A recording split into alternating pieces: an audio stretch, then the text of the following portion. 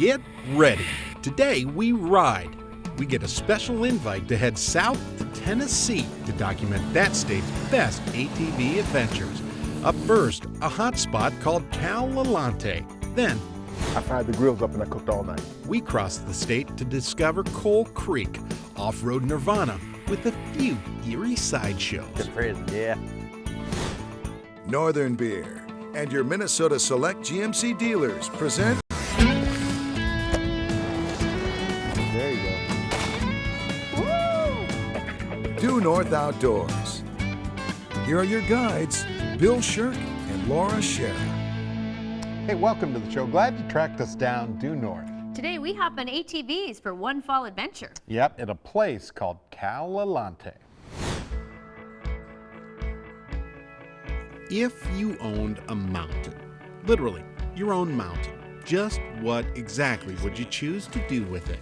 Well, the answer might lie in Tennessee.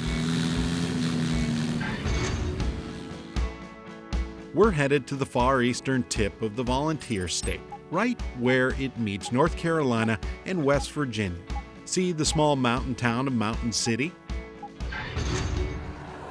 There, just outside of town, an old dirt road leads to a place called Callalantee. There's a lot of possibilities here. You got everything from Jeeps to four-wheelers to motorcycles. Callalantee, a relative unknown in the off-road world until now. It'll be a premier place within 2 years. This guy knows. I guarantee it. Glenn Allen Courtney rides here a lot.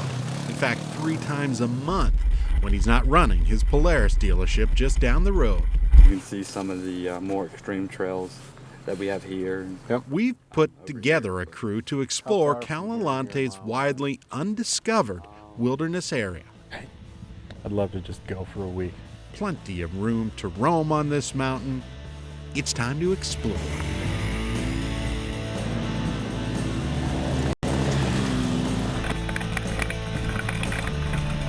Got new trails being built all the time. I'm still learning the trails. I mean, I go out there some nights and I'll be lost for a couple hours and you know, it'll take me a while to get my bearings. But it's a pretty vast mountain up there.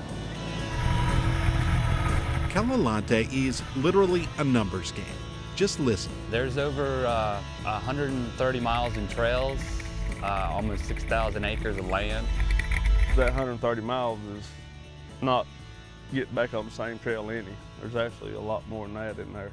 And don't forget the 50 campsites and 2 rental cabins back at home base. There's not many places these days that it feels like you can really just go out and, you know, just have fun all day and, you know, you rarely run into other people out there.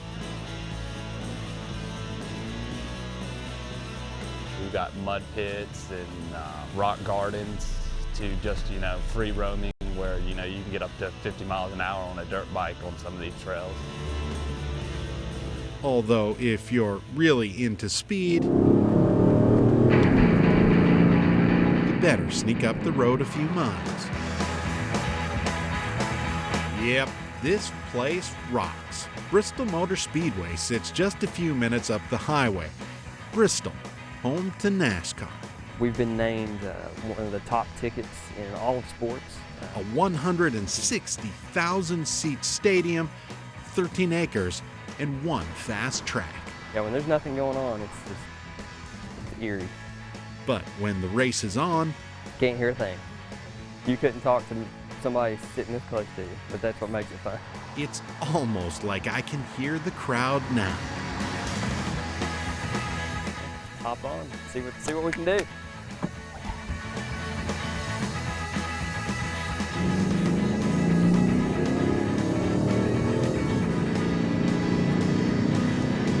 Look, Ma, no hands. Whoa, I might be out of my league. Yeah, I'm probably better suited for a Polaris Razor back on Callalantee's cool trails. The Razor, a fast but cushy ride that'll go through everything. I love them. I'll have one when I get a little older. I'm just Liking the four-wheelers right now. There's really not a lot of restrictions here. I mean, we just kind of open it up to anybody and everybody. Which is pretty rare when you think about it. It takes us back to the whole own a mountain thing. Remember, what would you do if you owned a mountain? Well, on this trip, we got an answer from this guy, Paul Brown. I'd just like to have a nice recreation place for them. Something they enjoy themselves. Yep, he owns Callalantee, the whole darn mountain. Whatever you want, they got it. They got fast riding, rock crawling, mudding, whatever you like, they got it all. Well, almost everything. Up next, speed is everything.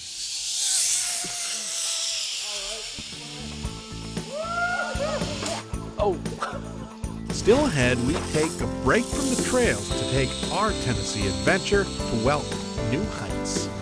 Due North Outdoors is brought to you by Joe's Sporting Goods, Strike Master, Aluma Trailers, and by Radco. Due North Outdoors is presented by Northern Beer. Today, we explore one of North America's most unique trail systems. It's a hidden mountain hideaway called Callalantee.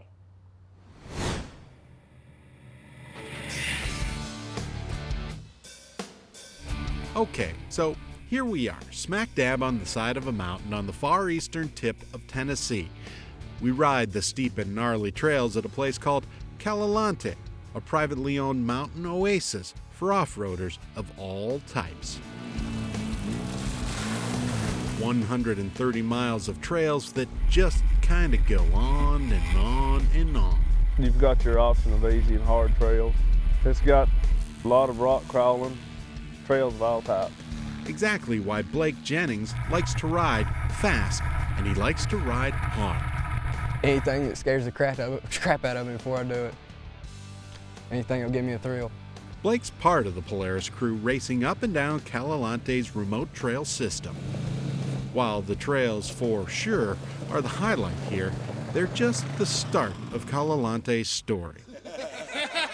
See, this privately owned campground / riding / destination is still just getting established. It's the little things that, really help out the people who come up here. Yeah, I'd recommend just staying on that green trail. See, Michael Hayden's helping run this family-owned park, and his family wants Callalantee to become a national destination. This whole mountain under construction, from just marking trails to finishing trails, making our campground, a little more efficient for everybody. You know what else is cool? Right now they have road crews in here, and they're actually building a track and drag strip. So come next year, they can have big old jamborees out here. Can't wait. I think we'll be back. Now, if you're considering Callalantee as a vacation spot, remember, there's a lot of cool stuff nearby. To the west, a fast track called Bristol. To the south, another of life's adrenaline sports.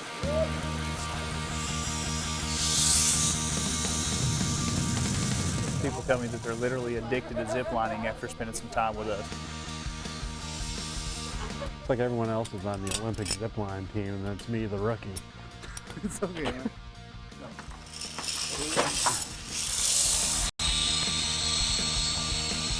Yep, Wahoo ziplines will strap you to a thin cable and toss you off the edge of a mountain. Ha, a dream come true for most visitors. Oh, we couldn't ask for a better backdrop, that's for sure. Maybe it's the lure of the view from high atop the Smokies. The same reason our Polaris crew loves riding. Especially riding through trails like this. You get to see everything. The views are just amazing from up there. You can see Virginia and North Carolina. And darn near all of eastern Tennessee.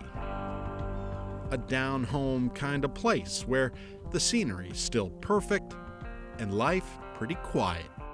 A beautiful part of the country with trails just waiting, just waiting.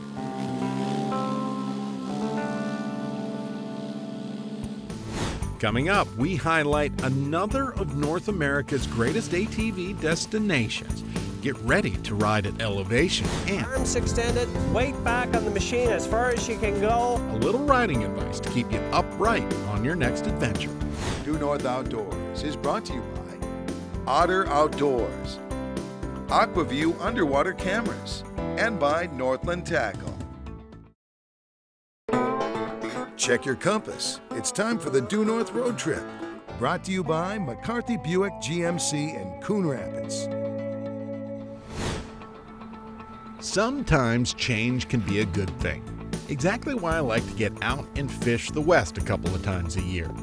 These days, I've got a new favorite spot.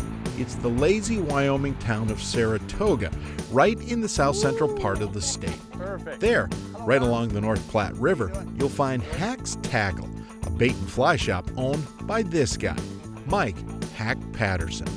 Most days, Hack guides clients down the North Platte in search of big brown trout.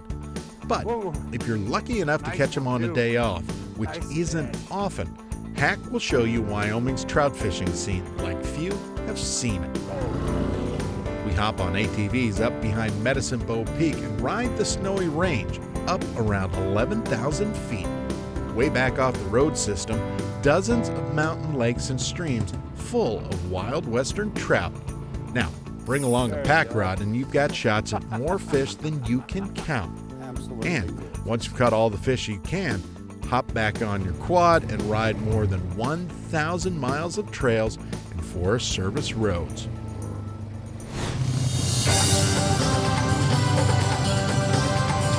Getting to the top can be a lot of fun, but each time you go up again, no matter how big, you have to come back down. That takes skill. Approach the top of the hill with caution, examine the grade, and then select a low gear and allow the engine braking of the machine to control your descent as well as your hand brakes, and just take it easy on the way down. Keep control of your machine. Pick that low gear and use the engine braking to help slow you down. Here's how instructors explain it all. Arms extended, weight back on the machine as far as you can go. The machines are automatic. Your engine is going to control your speed to some degree, but you can use your brakes also as an accelerator to slow yourself down. Instructors will tell you body position's key to safely running downhill. Your weight should be back on the machine, just leaning back a little bit to position the weight properly on the machine, and just take it easy. That keeps the ATV from wanting to roll forward. Another key, use your rear brakes. Use of only the front brake can mean trouble. It's really important to stay steady, stay neutral, and just let your body dictate, or let your body position move as the trail conditions dictate. Finally, don't tackle too much. If a hill looks too tough, go with your gut and play it safe on the trail. You know, Blake, one of the most frequently asked questions we get at the magazine is how to store a machine properly for winter. Yeah, and really it's simple. There are three main areas people need to concentrate when they're going to winter store their machine: the engine, the fuel system, and the chassis. Great, let's start with the fuel system. It's quite simple. All you need to do is fill up the tank with gas. And once you do that, you're going to want to add a fuel stabilizer because gasoline can go bad faster than you might think. Once you've treated the fuel in the tank, you have to get that stabilized gas into the carburetor to make sure you protect it for the winter. So what you need to do is run the machine for about 10 minutes and make sure that that float bowl fills with the stabilized fuel. Then turn the petcock on your machine off, if your machine's equipped with one, and go ahead and open up the float bowl drain and let the fuel drain out of the carburetor. I usually leave it open for the winter. That way I don't have to worry about the gas in there turning to varnish. Then I start the machine again and let it run until it dies. And then I choke the machine, start it again, and let it run until it dies again. That way I know that both the main circuit and the enrichener circuit are both completely empty of fuel, and they're not going to turn to varnish and cause me problems in the spring. Once we have our fuel system taken care of, it's time to take care of our engine. The first order of business is to get out all the old oil from the engine. Oil can absorb acids and contaminants that can do a lot of damage to the inside of our machine. So take out the old oil and put in fresh stuff to sit all winter. Once we've accomplished that, we're going to take out the spark plug. You can either use a spark plug wrench or a regular old ratchet and socket. We're going to loosen that up, pull that baby out, we're gonna use some engine fogging oil. Just spray a little in the hole. And what this is gonna do is coat the cylinder and the rings inside so they don't stick over winter. Turn your engine over a few times and it should be good to go. Once you've taken care of the oil and fog in the cylinders, it's time to give the chassis a once over. If your quad's dirty, wash it. Then I like to always take out the battery and store it in a cool, dry place for the winter where it's going to be protected from freezing. Finally, I take a can of WD-40 and a clean rag and I go over any metal parts that are likely to develop surface rust or corrosion while it's sitting for the winter. And now that all our mechanical work is done, all we need to do is cover our quad with a breathable dust cover. Yeah, and if you take these couple hours to properly winterize your machine, it's just going to make it that much easier to get it running in the spring. Straight ahead, we're back in Tennessee to explore a place called Coal Creek. And a little heads up, there's something downright strange about this place. You know that I could tell you about it, but then I'd have to kill you stuff?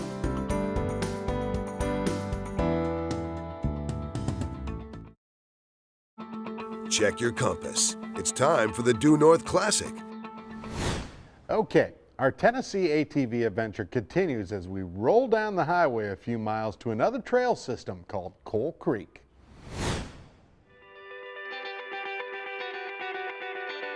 Smoky are the mountains of eastern Tennessee. And no, not because Hunter Carter's up before the sun. Hunter sets smoke skyward with his rich Tennessee barbecue. I fried the grills up and I cooked all night. Hunter's first guy in town for Coal Creek's Fall ATV Jamboree. Just about anything that's cooked outside, it tastes good. The Coal Creek Weekend Celebration brings in riders and campers from all over the eastern U.S. For good reason, too. Coal Creek is one of North America's single best places to ride. See, Coal Creek is a vast, marked mountain wilderness where more than 250 miles of twisted trails wind up and down the mountainside. Quite a mountain ride through Coal Creek and across the mountain to a most unusual ATV destination. The prison, yeah. Old Brushy Mountain State Penitentiary. Welcome home, buddy. It's your reunion. Welcome home. Brushy Mountain now sits abandoned, but to visit is to understand a key piece of U.S. history. And the guy who shot and killed Martin Luther King stayed here and eventually died here. Pretty eerie. Yep, James Earl Ray stayed locked up at Brushy Mountain. He even escaped in 1977, but the bloodhounds tracked him down. Anybody that's not been up there, we like to run them up there, let them take a look at it. Yes, riding Tennessee's Coal Creek area is quite the experience. We leave the prison behind and find ourselves feeling a bit winded, so to speak. Windmills are very common on some coastal areas and in Texas and other things, but around here you just don't find them. Which is exactly why the scenery is so unusual up here. Fact is, all of Coal Creek reeks of energy.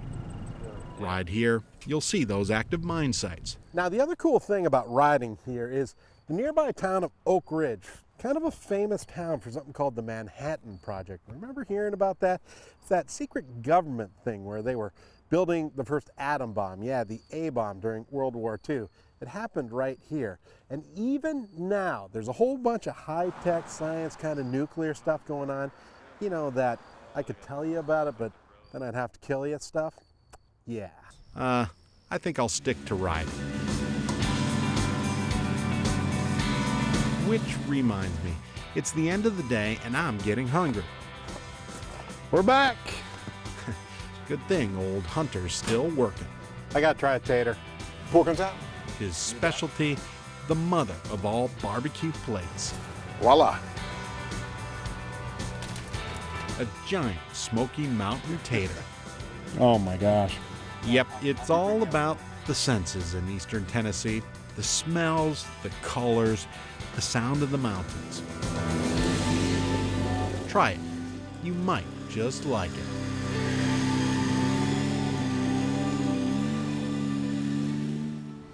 I guess I need to take a trip to Tennessee. What a fun adventure. Yeah, that was cool. I'd actually like to get back down there to do a little bass fishing. Well, you know what? We're out of time. So until then, make sure you introduce someone new to the great outdoors.